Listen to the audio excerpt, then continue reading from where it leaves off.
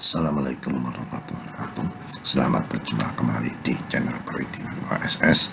Kali ini saya akan memberikan atau berbagi pengalaman pada Bapak Ibu para pengusaha untuk membuat laporan triwulan LKPM melalui OSS RPA.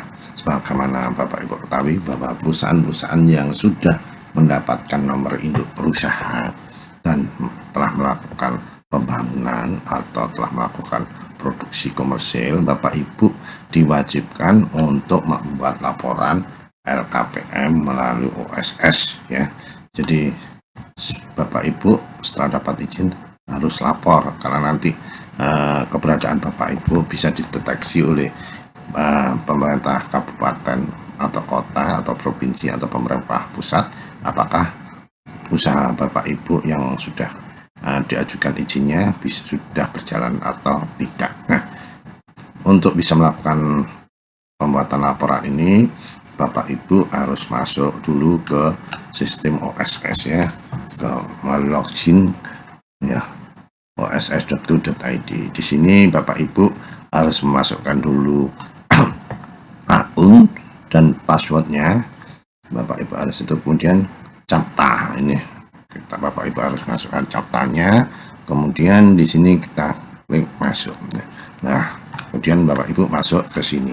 Nah, untuk bisa melakukan laporan, Bapak Ibu harus diklik di sini. Jadi sistem LKPM di OSS 1.1 dan OSS RPA itu tidak ada perubahan ya. Jadi sama saja caranya, jadi aturan-aturannya sama. Kemudian di sistem ini kemudian kita klik. Nah Bapak Ibu masuk ke posisi seperti ini. Jadi ketika Bapak Ibu masuk ke posisi ini, kalau Bapak Ibu sudah pernah melakukan laporan ya, melalui sistem OSS ini, maka data Bapak Ibu bisa atau terekod ya, bisa dicari di sini di data-data ini. Jadi setiap tahun kalau itu harusnya 4 kali, jadi triwulanan, dan paling lambat tanggal 10 setelah masa habis triwulan. Jadi kalau Januari Maret itu paling lambat dilaporkan sampai 10 April ya, tanggal 10 April dilaporkan antara tanggal 1 sampai 10 April ya. Ini tahapan konstruksi atau tahapan komersil ya, bisa dilihat kalau sudah pernah melakukan, bisa dilihat dan dicek di sini. Kemudian untuk melakukan LKPM, laporan kegiatan penanaman modal ya, ini ada 2 tahapan. Jadi semua perusahaan itu sebagian besar ada di 2 tahapan, tahap konstruksi dan tahap produksi. Tetapi tidak semua perusahaan harus melalui tahap konstruksi. Ada beberapa perusahaan yang bisa langsung produksi, misalkan perdagangan ya, biro perjalanan umroh ya, haji, itu tidak melalui tahap konstruksi, tetapi langsung di tahap produksi.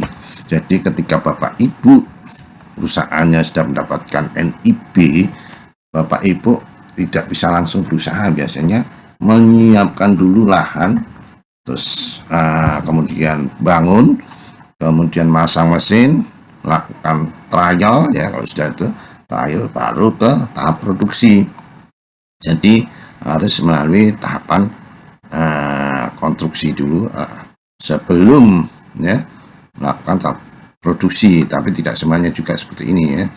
Jadi kalau ini laporannya ketika konstruksi, berarti yang dicentang ini.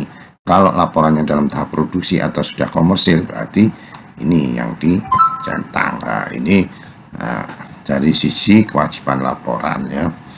Terus kemudian ya, jadi sebelum melakukan untuk membuat LKPM, Bapak Ibu harus melakukan pengumpulan data investasi, produksi, kemudian tenaga kerja itu berapa pada saat periode laporan.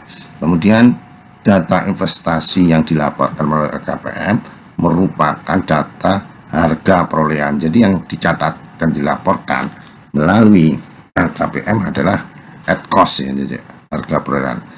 dan dilaporkan pada saat bulan itu. Ya, untuk laporan selanjutnya tidak ada akumulasi penyusutan ataupun penilaian kembali atau appraisal termasuk harga jual lahan. Jadi sebagaimana kita ketahui bahwa namanya laporan, ya, ketika lahan diperoleh pada tahun misalkan tahun 2000 dan sekarang tahun 2022, berarti harga lahan sebetulnya kalau kita lihat naik mestinya, tapi di sini nggak perlu dilaporkan lagi. Kemudian bangunan menyusut juga tidak diperlukan laporan.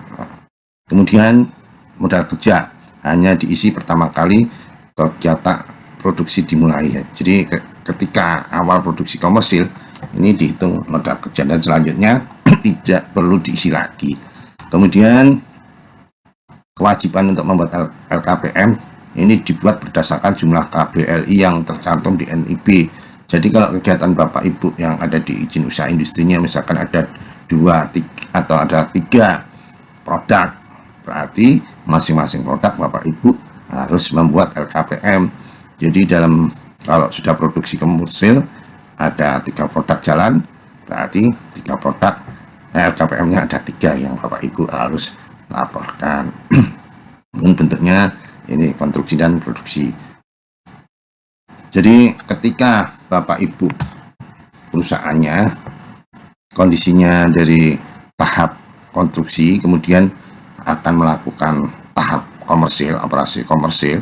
Jadi untuk membuat LKPM yang pada saat produksi komersil ini Bapak Ibu isiannya nanti Bapak Ibu harus menandatangani surat pernyataan produksi komersil. Jadi hanya 1 kali saja untuk menyatakan surat pernyataan produksi komersil sekali.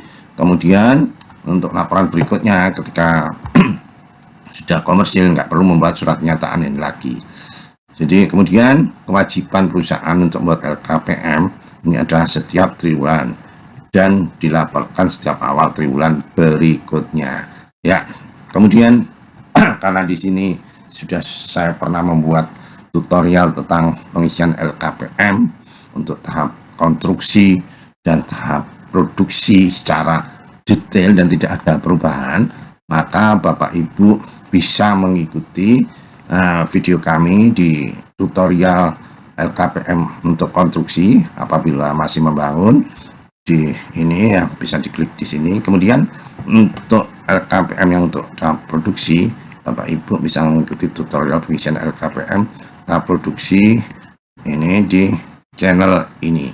Nah, Bapak Ibu di sini saya sudah memberikan penjabaran secara lengkap, detail, langkah demi langkah. Mudah-mudahan Bapak Ibu bisa mengikuti petunjuk kami yang ada di sini dan bisa membuat LKPM secara betul. Demikian yang bisa saya sampaikan, kurang lebihnya saya mohon maaf. Mudah-mudahan video ini bermanfaat bagi Bapak Ibu sekalian. Wassalamualaikum warahmatullahi wabarakatuh.